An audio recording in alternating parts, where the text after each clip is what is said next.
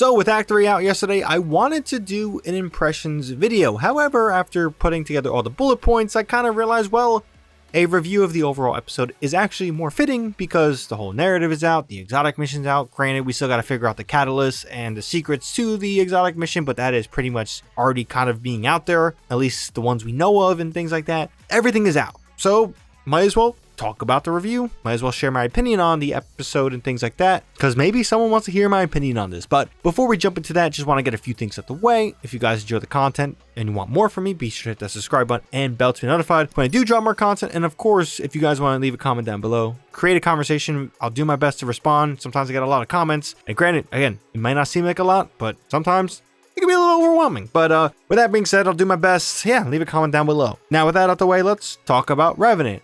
This will be mostly unscripted, but I do have bullet points of kind of guiding me of where I want to go with things. Let's talk about content, activities, and the arsenal.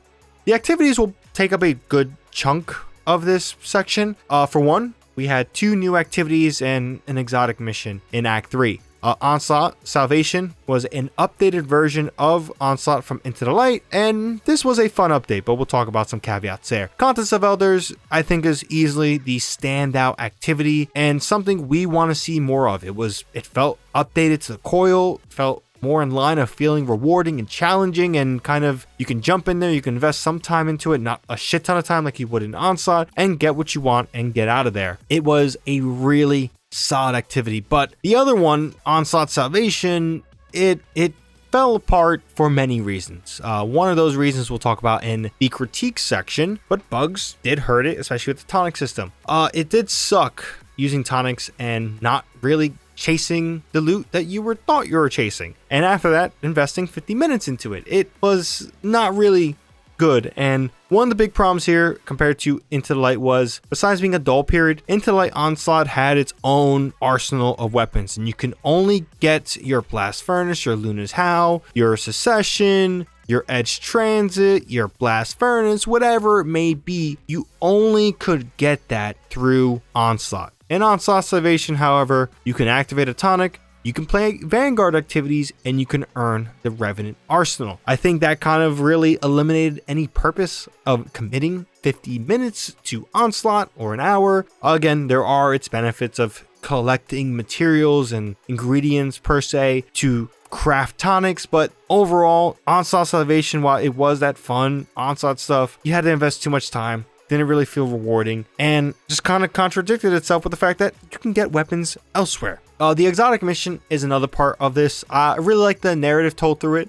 I really like the art style. I really like the fact that it felt like a faster exotic mission, but at the same time, you'll hear in some complaints. I did have frustrations with that to a degree, but I'll leave that for the critiques. The weapons, the arsenal. We got some really good guns here, but when we didn't get really good guns, I feel like we got the biggest stinkers, and arguably, I don't want to say lazy, but the Stasis Scout Rifle, Red Tape, kind of proves my point that I feel like sometimes with some of the weapons, Bungie felt really bold with some stuff, and we see it actually pay off. And then they kind of got lazy with like a Stasis Scout Rifle. I don't want to say too much because we'll make a video on it pretty soon about the Stasis Scout Rifle. I think it's called Red Tape. Yeah. Really, really good stuff. I love that they weren't craftable. I don't care what people say. I like that these weapons weren't craftable. Another thing, content-wise, that I guess we could slide with the episode was the dungeon.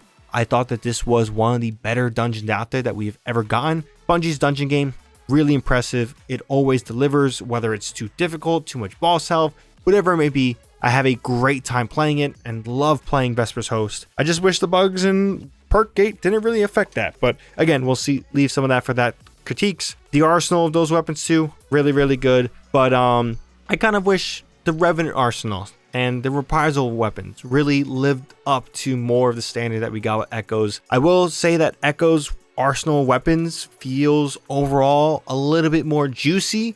Maybe there's less quantity of weapons that stand out, but like, for example, when it comes to some of the reprisal weapons, almost all of them except maybe the Scout Rifle, I believe, Scout Rifle, slams, Perfect Paradox, incredible. The sidearm, I don't know why I'm forgetting what it's called, incredible.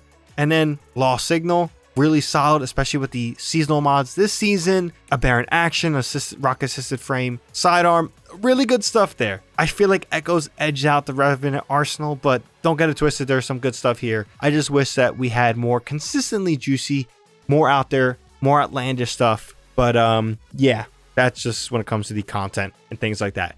The narrative, I'm not gonna lie, maybe I might be in the minority of this. I love this story. I thought on paper that this was a great story. We'll talk about it at the end of this section because it'll lead into critiques. But besides the execution of how we went to point A to point B, this was one of the better Destiny stories recently told, specifically in the seasonal model. It's not Season of the Chosen, it's not Season of the Splicer, it's not Season of the Seraph, hell, even Season of the Witch. But it just felt like a much better story than we have seen, especially on the Elixir side. I wish we got a little bit more from Eramis, for example, even though like I don't think we got enough of her. And she was, at least by the end of it, you'll be like, holy shit, she's like the second biggest part of the story. The Echo of Revenant, really, really solid. And the reason I say that, and this is much different than the Echo of Commanding, is that where the Echo of Reese is what it is in little minor spoiler alert, what the Echo of Reese is a connection from the past. And with that connection to the past and the stuff that happens to the narrative gives us a clear direction for the future. We can see where the repercussions of episode Revenant will lead in a future expansion, future seasonal update, whatever it may be, because it actually delivered on execution with the narrative. Really good stuff there. Really enjoyed that. Also, some of the score and the music and things like that for this episode was incredible. I love the Eramis stuff. I love the Mithrak stuff. I love the Idol stuff. Even Fikrul stuff. I love Maya Sundaresh on paper, but like I feel like she wasn't that good in Echoes. Fikrul here was incredible. Crow,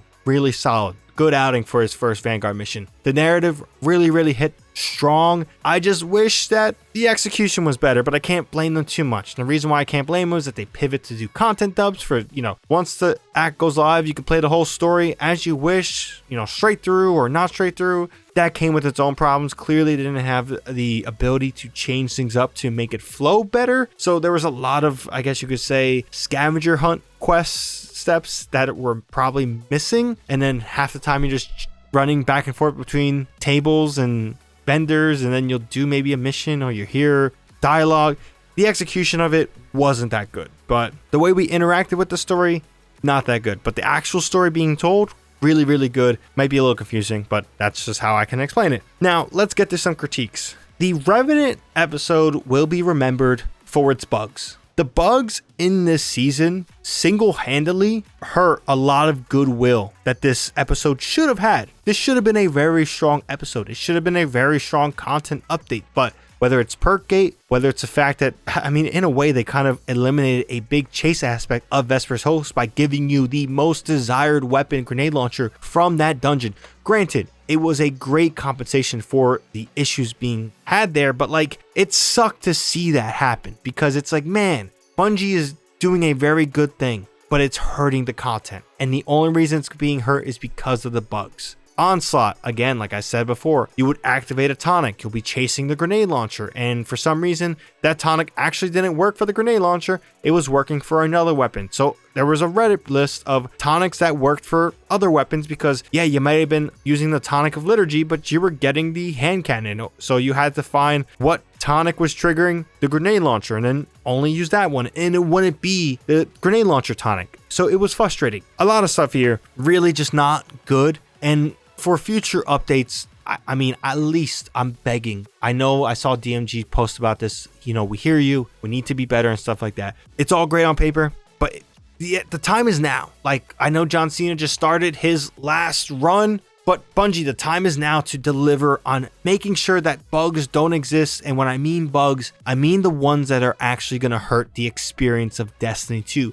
If a seasonal mod doesn't work like it was with some of the grenade launchers and there's weird combos, it is what it is. But the whole point of Destiny is having a fun gameplay loop and earning rewards. The earning rewards part is really important, as we know with this franchise. And I feel like that was being hindered on all aspects of content. So I'm glad we're, over the perk gate stuff. But yeah, that shit just can't happen. But lastly, the exotic mission, even though I had a lot of love for it, it didn't feel exactly like an exotic mission. Only complaint, it's why it's not going to be up there in a top dog list for me. I love the one where you go into the Black Garden. I forget which one that's called. I think that was Season of the Wish. I love that exotic mission. I love Whisper.